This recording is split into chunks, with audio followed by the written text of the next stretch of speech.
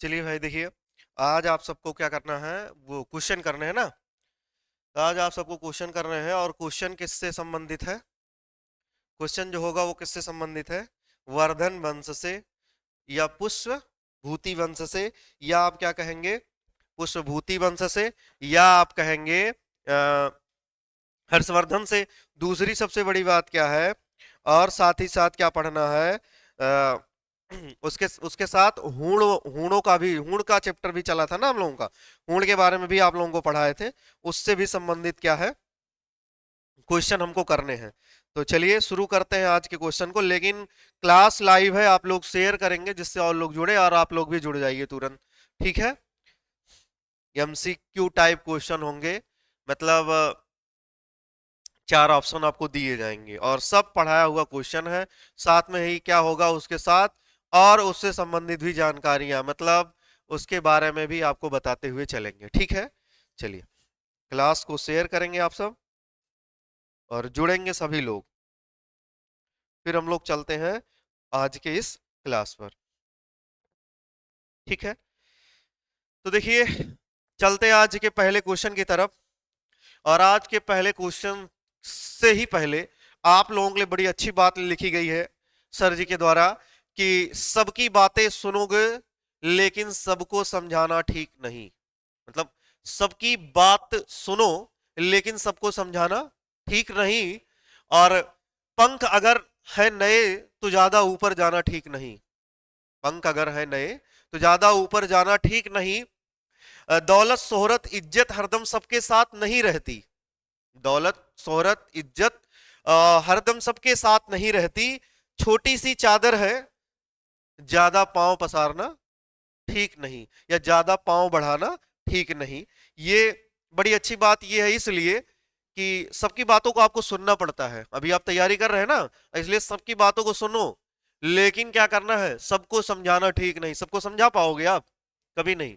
कि नहीं हम तैयारी कर रहे हैं, अभी हम पढ़ रहे हैं, 1 नंबर से नहीं हुआ मेरा, 2 नंबर से नहीं हुआ, 3 नंबर से नहीं हुआ, जैसा भी है, या लेवल कैसा था, नॉर्मलाइजेशन प्रक्रिया क्या है, ये लोग सबको समझा पाओगे नहीं ना।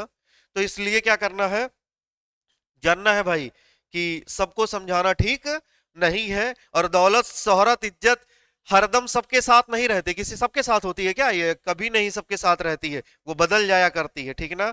और छोटी सी अगर चादर है तो ज्यादा पांव बढ़ाना ठीक नहीं। चलिए आज के क्वेश्चन की तरफ चलेंगे। हिस्ट्री की क्लास होगी, इतिहास की। तो देखिए, पहला ही क्वेश्चन है, पुष्पभूति वंश। पुष्पभूति वंश का संस्थापक कौन था, बताइए। इसको हम आपको बता चुके हैं। चाहे आप कहेंगे पुष्पभूति वंश, या इसी का नाम था वर्धन वंश, या इसी का नाम था, हम आपको बढ़ाए थे, वर्धन वंश। इस वंश का संस्थापक किसे माना जाता है? हर्षवर्धन को। बहुत बढ़िया। क्या कौन था? तो आपको बताया थे कि क्या कौन, प्रभाकर वर्मा। जो प्रभाकर वर्धन था, यही क्या था, किसका, हर्षवर्धन का। यही तो हर्षवर्धन के क्या थे, ये पिता थे। ये हर्षवर्धन के क्या है, पिता है। किसके? हर्षवर्धन के। आपको बताया है हर्षवर्धन के पिता है, और किसके पिता है, राज्यवर्धन के पिता है, और किसके पिता है, राज्यश्री के पिता है। ठीक है ना। इनकी 3 संतानें थी, 2 पुत्र और क्या, और एक एक पुत्री। तो आपको पता होना चाहिए ना, आपको ये सब चीजें बताया गया है कि 2 पुत्र थे और एक पुत्री थी, प्रभाकर वर्धन के। और यही क्या है, पुष्पभूति वंश के क्या थे, संस्थापक थे। बात सबको समझ में आई कि नहीं समझ में आई? आगे चले। बहुत ही बढ़िया। कमेंट भी आप लोगों का आ रहा है, ठीक है जी। सबको गुड मॉर्निंग, सुप्रभात, राधे राधे, सत श्री अकाल, है ना। तो देखिए, अगला क्वेश्चन आपके स्क्रीन के ऊपर, अगला क्वेश्चन आपके स्क्रीन के ऊपर है, और आप सब बताएंगे कि पुष्पभूति वंश की प्रारंभिक राजधानी। पुष्पभूति वंश की यहां एक बात लिखी गई है, क्या, प्रारंभिक राजधानी। प्रारंभिक का मतलब शुरुआत के समय में, शुरुआती टाइम पे, शुरुआत के समय, शुरुआत के समय क्या राजधानी थी, वो आपको बताना है। कौन क्या थी भाई? स्टार्टिंग टाइम पर जब पुष्पभूति वंश चला, जब क्या चला, पुष्पभूति वंश चला, तो वो कहां चला था? कन्नौज में चला था। वाह भाई, बहुत बढ़िया। वो थानेश्वर में चला था। और ऑप्शन क्या हो जाएगा? ऑप्शन बी सही है। अब बात को समझो, जब शुरुआत हुई पुष्पभूति वंश की, पुष्पभूति वंश कहां चला? थानेश्वर। थानेश्वर में हमने आपको बताया था ये कहां है? हरियाणा में। और हरियाणा में एक जिला है अंबाला। आपको ये भी बात बताए थे, जिला कौन सा? अंबाला। इसी अंबाला में एक जगह थी क्या? थानेश्वर। यहीं का एक शासक था जिसका नाम क्या था? प्रभाकर वर्धन। और इन्हीं के द्वारा किसकी शुरुआत की माना गया है? हो सकता है इनसे पहले भी इन्हीं के द्वारा शुरुआत की गई थी। किसकी? पुष्पभूति वंश की। तो शुरुआती राजधानी, प्रारंभिक राजधानी ये हो गई। गलती कहां होगी? आपसे पूछा जाएगा हर्षवर्धन की राजधानी क्या थी? हर्षवर्धन की राजधानी क्या थी? तो हर्षवर्धन की राजधानी कौन थी? कन्नौज थी। क्यों थी? हम आपको बता चुके हैं, क्योंकि कन्नौज में इनकी बहन का विवाह हुआ था। और जब कन्नौज में इसकी बहन का विवाह हुआ था, तो शशांक के द्वारा इसके जीजा जी की, किसके? हर्षवर्धन के जीजा की हत्या कर दी गई थी। जो कौन थे? जिनका नाम गृहवर्मन था। उनकी हत्या हो गई थी। तो इसीलिए कन्नौज को अपने नियंत्रण में कौन रखता था? हर्षवर्धन। और वहां का शासन अपनी बहन को दिया हुआ था। तो इसीलिए इसने अपनी राजधानी ही बनाई थी। किसे? अभी बात सबको समझ में आ रही कि नहीं आ रही, ये बताओ। बहुत कम लोग जुड़े हैं। और जितने ग्रुप है आपके ग्रुप में, मतलब जितने आपके फोन में ग्रुप है, सब जगह शेयर करो। ये बात सबको समझ में आई कि नहीं समझ में आई? आगे चले, अगला क्वेश्चन देखिए। कह रहा हर्षवर्धन किस पुष्पभूति वंश के राजा का पुत्र था? समझ रहे ना? अभी अभी बताया इस पहले वाले पहले प्रश्न में। किसके? राज्यवर्धन के? नहीं भाई, ये थे, ऑप्शन सी सही है ना, प्रभाकर वर्धन। इनके दो पुत्र अभी आपको बता चुके हैं, दो पुत्र थे। एक हर्ष थे, दूसरा राज्यवर्धन थे। एक राज्यवर्धन और दूसरा हर्षवर्धन। और एक पुत्री राजश्री, ये भी आप जान रहे हैं। इन्हीं राजश्री का विवाह किससे होता है? कन्नौज के शासक, कन्नौज के शासक कौन से वंश के थे? मौखरी वंश के। यही ना, मौखरी वंश के वो शासक थे जिनका नाम था गृहवर्मन। इनके साथ हुआ था। ये सब बात आप समझ रहे होंगे ना? आगे चले, अगला क्वेश्चन देखिए। आपकी स्क्रीन के ऊपर अगला क्वेश्चन है जी, देख रहे हैं? कमेंट भी आ जाया करे तो बढ़िया है। और आदर्श, ठीक है ना जी। हर्षवर्धन की मृत्यु के बाद, कह रहा हर्षवर्धन के मृत्यु के बाद पुष्पभूति वंश का शासक कौन बना? कोई नहीं। ये आप कहेंगे आपने बताया नहीं था, है ना? क्लास कल ही क्या हो गई थी? हाँ, समाप्त हो गई थी ना। इसके आगे ही बताना था कि हर्षवर्धन के मृत्यु के बाद, हर्षवर्धन के बाद उसका मंत्री क्या नाम था उसका? राजशेखर। तो यहाँ एक ऑप्शन यहाँ भी लिखा गया, लेकिन ये उसी का मंत्री था जिसका नाम क्या था? राजशेखर। यही क्या बना था? शासक बना था। अच्छा, हर्षवर्धन का समय कब से था? 606 ईस्वी से 647 ईस्वी तक ये थानेश्वर, जिसको आप, हाँ, ये यहां पर इसने क्या किया था? शासन किया था। इसने क्या किया था भाई? शासन किया था। समझ पा रहे हैं? ये हो सकता अभी अगले प्रश्न में ये कहीं प्रश्न पूछा भी जाए इसी में ही। आगे चले, अगला क्वेश्चन देखिए। अगला क्वेश्चन आपकी स्क्रीन के ऊपर है जी। पुष्पभूति वंश का अंतिम शासक कौन था?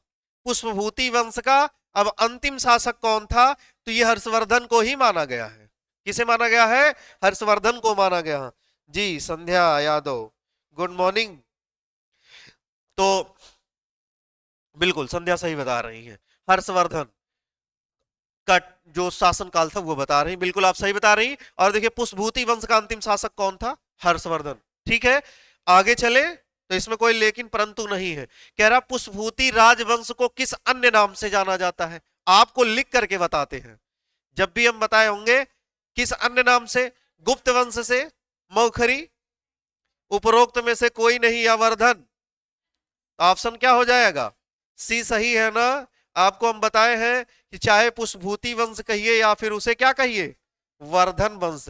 इसीलिए जब पहले दिन की क्लास चली थी उस दिन भी आपको बताए थे, या वर्धन कहिए या फिर, अच्छा इसका कारण भी बताया, इसे भी दिमाग लगा लिया करो कि प्रभाकर वर्धन, राज्यवर्धन, हर्षवर्धन, सबके पीछे क्या लगा हुआ है, वर्धन वर्धन।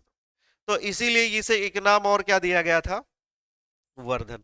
आगे चले अगले क्वेश्चन की तरफ, और अगला क्वेश्चन देखिए, ये आप पढ़ चुके हैं, हर्षवर्धन का शासनकाल कब से कब तक, इससे पहले अभी आपको बताए हर्षवर्धन का शासनकाल पूछ रहा कि इन्होंने कब से कब तक जो है अपना शासन किया हुआ है हर्षवर्धन ने, तो कब से 606 से 647, 590, 600, 600, 647 ईसा पूर्व। यहां ध्यान दीजिए क्या लिखा है, ईसा पूर्व, यहां क्या लिखा है, ईसवी। अब आप अपना दिमाग लगाइए, ये देखो ये नहीं है और ये नहीं है, ये केवल ईसवी और ईसा पूर्व। तो आपको बता चुके हैं क्या है, ईसवी में ईसा मसीह के जन्म लेने में जब 606 वर्ष बचा था, तब क्या हर्षवर्धन मतलब वर्धन वंश चला था? नहीं, ये ईसवी में उनके बाद चला था। समझ रहे हैं?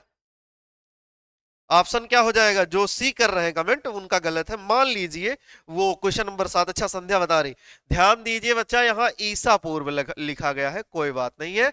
ये देखिए यहाँ ईसवी, बस छोटी सी गलती होगी और यही गलती होती। अच्छा आपको क्या लगेगा, आप तो क्या करके आ गए, गोला किए, एकदम सही है, एक नंबर आप अपना जोड़ के आए हैं, लेकिन एक नंबर यहाँ क्या हो जा रहा है, गलत। समझ पा रहे हैं यहाँ क्या लिखा है, ईसा पूर्व लिखा है, इसको ध्यान में रखेंगे, बाकी ऑप्शन ए क्या हो जाएगा, सही हो जाएगा। आगे चले अगले क्वेश्चन पर चलते हैं जी, अगले क्वेश्चन पे चलेंगे। अगला क्वेश्चन देखिए, पुष्पभूति वंश का पतन कब हुआ?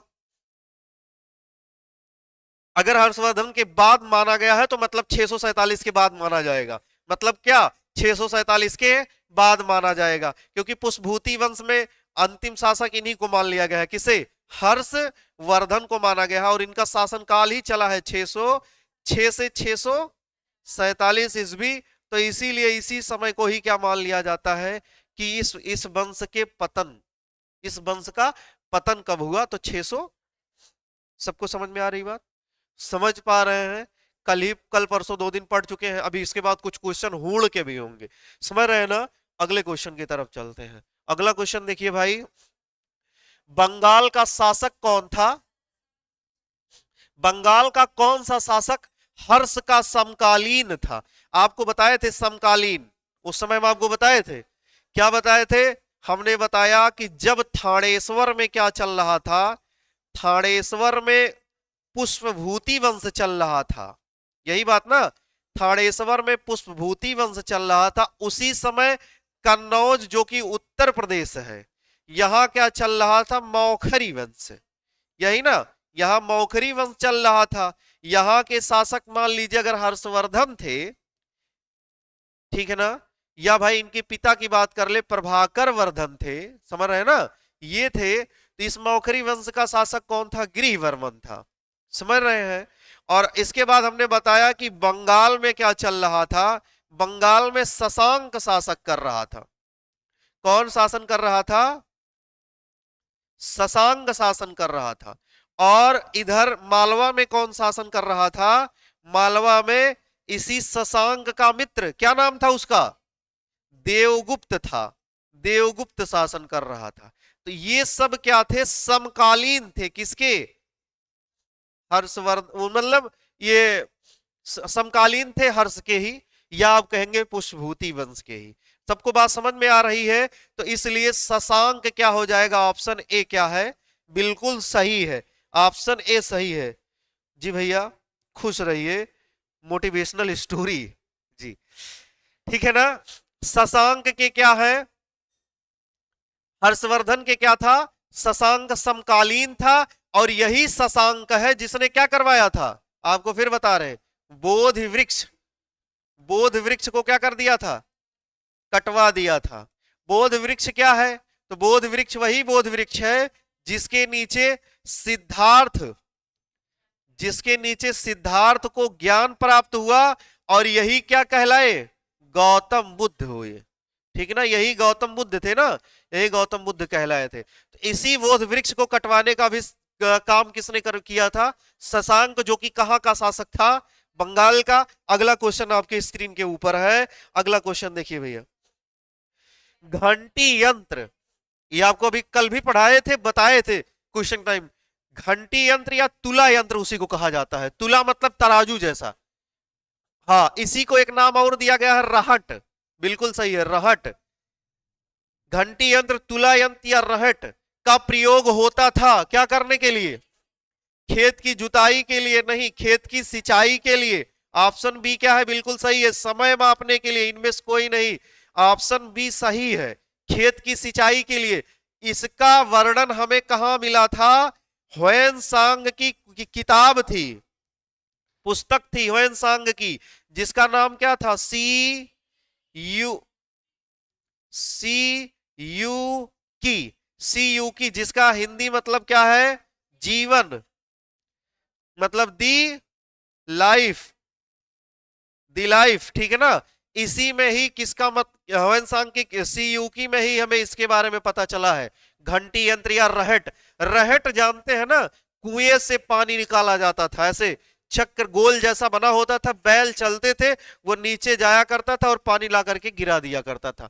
यूट्यूब का जमाना है, यूट्यूब पर देख सकते हैं रहट कैसे काम करता था या रहट क्या है, यदि आपको जानने की इच्छा है तो।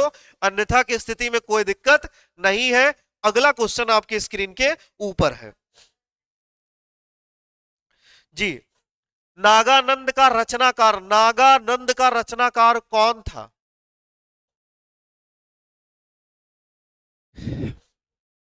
बताइए, नागानंद का रचनाकार कौन है? देख करके बोल रहे हैं, अभी कल ही पढ़ाए लिखवाए हैं, है ना। कौन है भाई? हर्षवर्धन था। नागानंद का रचनाकार कौन था? हर्षवर्धन। हर्षवर्धन के द्वारा 3 पुस्तक की रचना की गई। नागानंद, रत्नावली, प्रियदर्शिका। बताओ जरा, प्रियदर्शिका, ये तीनों की रचना किसने किया है? हर्ष ने की थी। कब जानोगे? बाणभट्ट की रचना, कादंबरी, और कौन सी? हर्ष चरित। ये है, ये बाणभट्ट दरबारी कवि थे, दरबारी कवि है किसके? हर्ष के।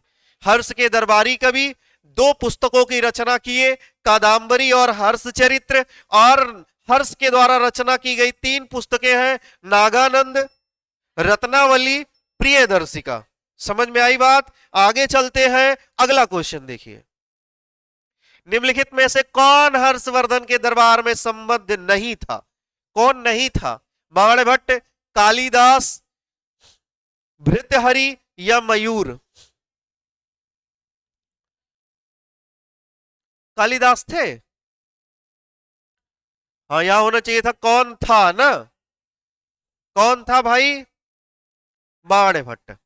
दरबार में कौन था? तो ऑप्शन क्या हो जाएगा? बाणभट्ट। ऑप्शन ए क्या हो जाएगा? सही है। अरे समझ रहे हो ना, सबको समझ में आ रही बात? आगे चले अगले क्वेश्चन पर। सामने लिखा हुआ है किताब, नागानंद, रत्नावली, प्रियदर्शिका। जी, नागानंद, रत्नावली एवं प्रियदर्शिका नाटकों के नाटककार थे। यह भी किताब ही है। नाटकों के नाटककार कौन थे? हर्षवर्धन थे, अभी आपको पढ़ा चुके हैं। कौन थे भाई? हर्षवर्धन। ऑप्शन डी क्या हो जाएगा? बिल्कुल सही है। ऑप्शन डी क्या है? बिल्कुल सही है। और लोगों का जवाब भी आ रहा है आप लोगों का, सही है, 13 का डी। बहुत ही बढ़िया। अगले क्वेश्चन पे चलेंगे। अंबुज सिंह सनी कुमार ना जी। हूणों के आक्रमण के समय, अभी जो प्रश्न होगा जी, अब अभी जो प्रश्न होगा वो हूण से होगा। किससे होगा?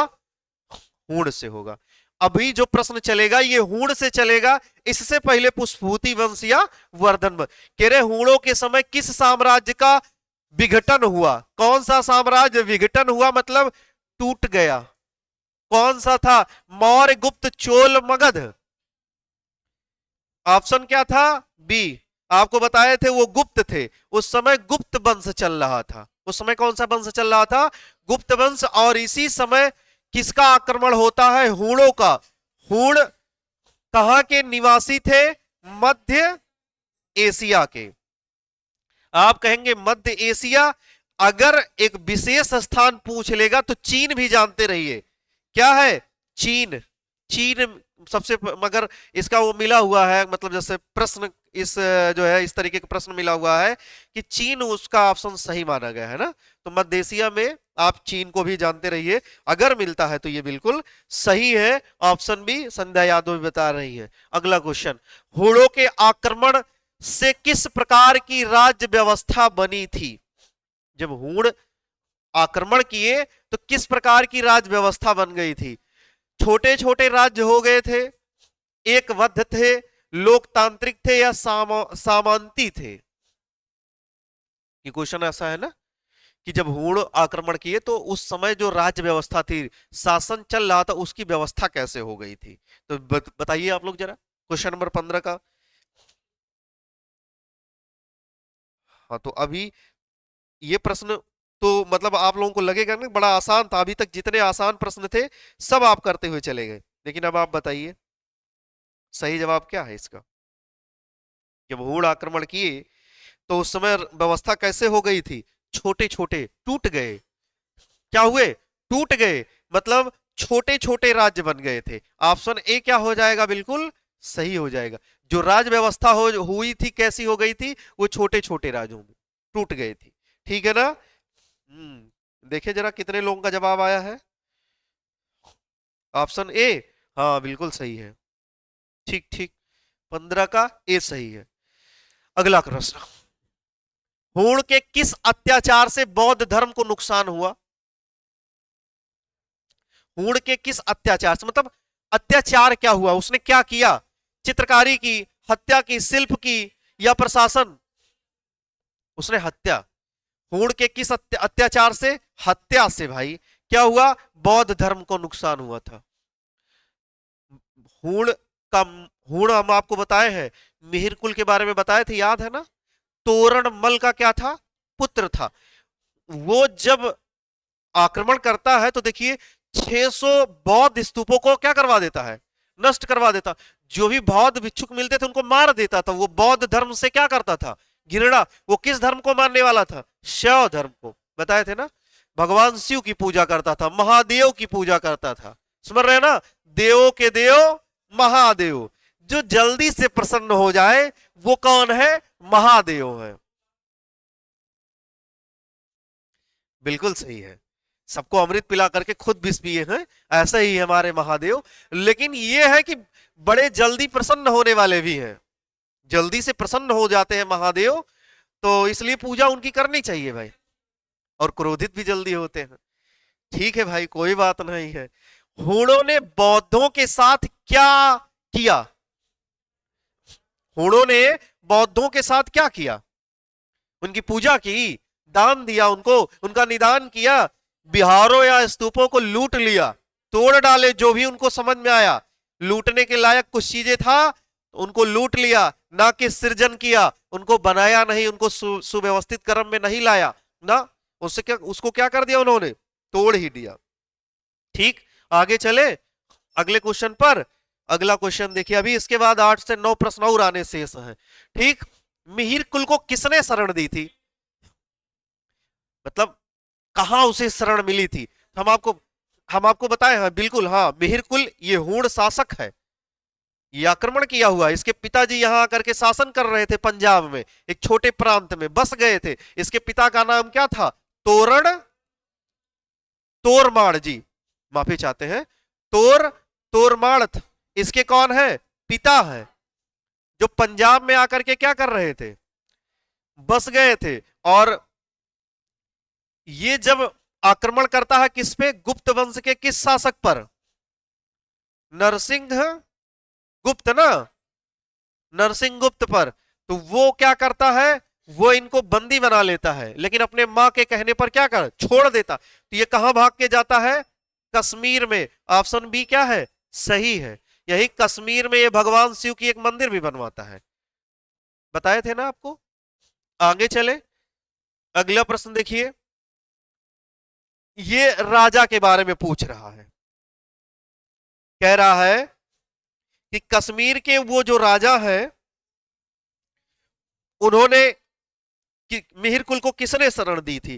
तो उनका नाम क्या था, कह रहा गोपराज है, भानुगुप्त है, बर्मन है। ध्यान दीजिए, भानुगुप्त तो गुप्त वंश का शासक है जो मर चुका है, ठीक है ना। और इसी भानुगुप्त का मंत्री था कौन, सैनिक था कौन, गोपराज इसके यहां, जो जिसके मृत्यु के बाद इसकी पत्नी ही पहली क्या है, सती होने वाली स्त्री है। यहीं से सती प्रथा की शुरुआत हुई। तो कैसे आप गोपराज कह रहे, ना तो ये सही ना तो ये। यशोधर्मन कह रहा ये भी गलत है। अनाम नाम का एक राजा था, अनाम नाम का एक राजा था, ये प्रश्न नोट कर लीजिए, इसको कहीं आप नोट कर लीजिए। अनाम नाम का एक राजा था जिसने क्या किया हुआ था, जिसने कश्मीर में किसे पनाह दी थी, कश्मीर में क्या दिया था इसे, कश्मीर में शरण दी थी, कश्मीर में शरण दिया था इसने, कश्मीर में शरण मिला था। मिहिर कुल को किसने दिया हुआ था, अनाम नाम का एक राजा, ठीक है ना। आगे चले, अगला, हाँ नोट कर लेंगे, बिल्कुल नोट कर लीजिए। कश्मीर के किस राजा ने मिहिर कुल को शरण दी थी, उसका नाम क्या था, अनाम राजा। और ये हम आपको बता चुके हैं, भानुगुप्त जो था ये गुप्त वंश का शासक था, इसकी मृत्यु हो चुकी है जब मेहरकुल ने आक्रमण किया। और गोपराज क्या है, इसी भानुगुप्त का जो है क्या है, उसी का एक सैनिक है, जिसकी मृत्यु हुई। उसकी मृत्यु के बाद उसकी पत्नी को जिंदा जलाया गया। वहीं से शुरू होता है क्या, सती प्रथा। भानुगुप्त का एक अभिलेख है जिसका नाम क्या है, एरण अभिलेख। इसी एरण अभिलेख में ही किसका मिलता है, सती प्रथा का साक्ष्य मिला है।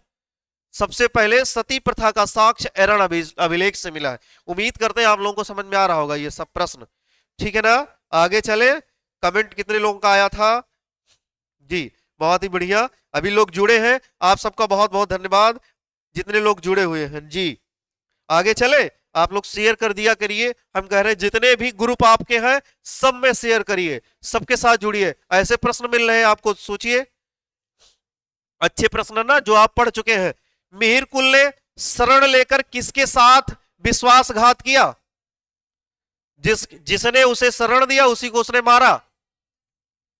कश्मीर के, जिसका नाम क्या था, क्या नाम था, अनाम ना, अनाम राजा, यही ना। इसी को ही मार दिया किसने, मिहिर कुल ने।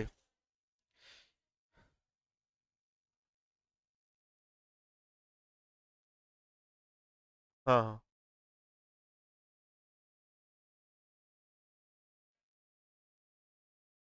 आप देखिए क्या लिखा हुआ है उसमें।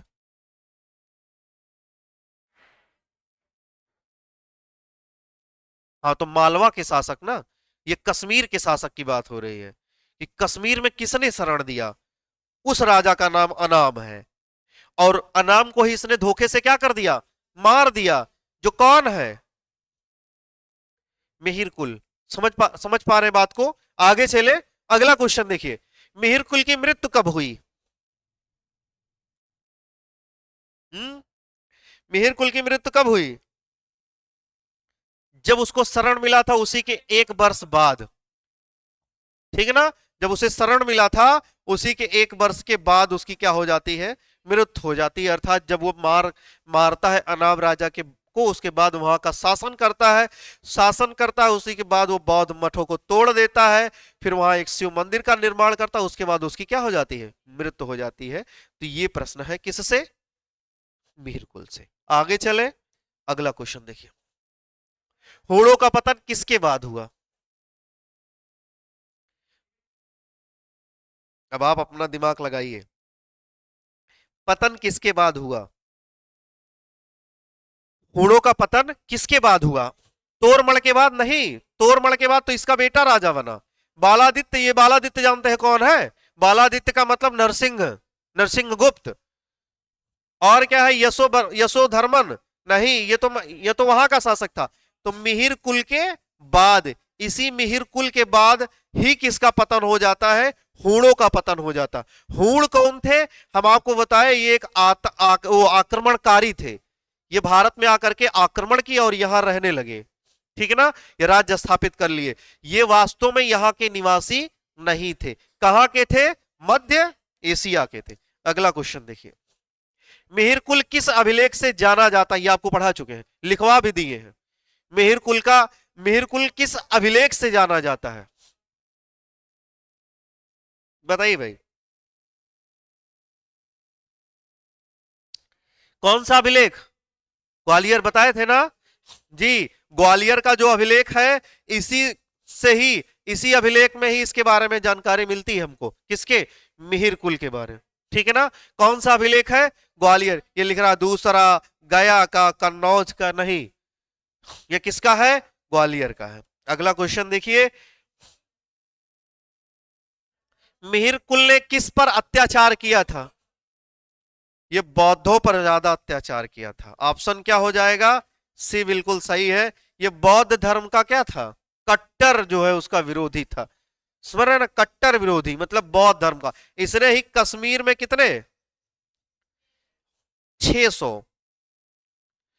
बौद्ध स्तूपों को नष्ट करवा दिया था, ध्वस्त करवा दिया था।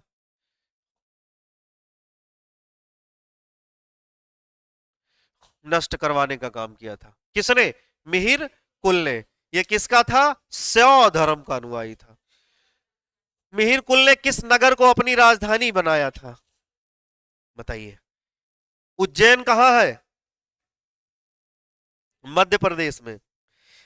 तो हम आपको बताए हैं कि उज्जैन, कश्मीर, साकल और मगध,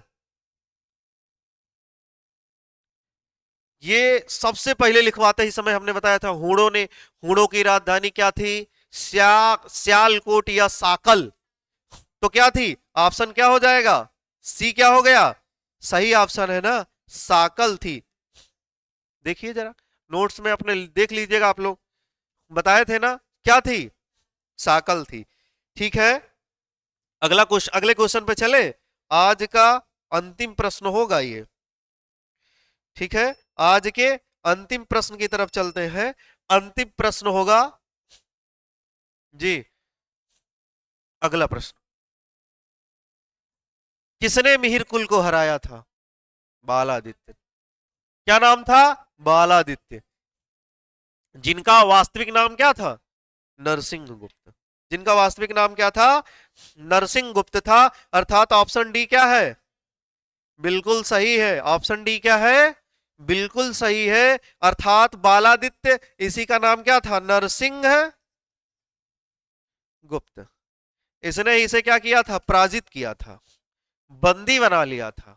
और इसने अपनी मां के कहने पर क्या कर दिया था? इसे छोड़ दिया था। और जब इसे छोड़ दिया था, भाई आज का अंतिम प्रश्न था ही, तो इसके बाद जो है अब अगला जो भी टॉपिक होगा उससे संबंधित हम लोग फिर प्रश्न करेंगे। तो आज का ये जितना क्वेश्चन था कैसा था, ये अब अपने अपने करंट उसमें कमेंट बॉक्स में कमेंट करेंगे ना।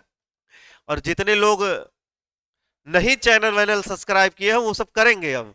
और अपने ज्यादा से ज्यादा लोगों को क्या करेंगे? दोस्तों को, जो भी आपके फ्रेंड हैं उनको शेयर करेंगे, इस चैनल से जुड़ने के लिए कहेंगे। इतनी अच्छी आपको आप सबको जानकारी यहां से मिल रही है, ठीक है ना। तो सेशन को यही एंड करते हैं, क्यों भाई? बाकी जो होगा वो कल, कल का जो है सेशन फिर जो है सेशन।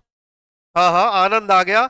चलिए बहुत बहुत धन्यवाद। आनंद आना चाहिए भाई ना, यही सब आनंद का विषय ही है, ठीक है ना।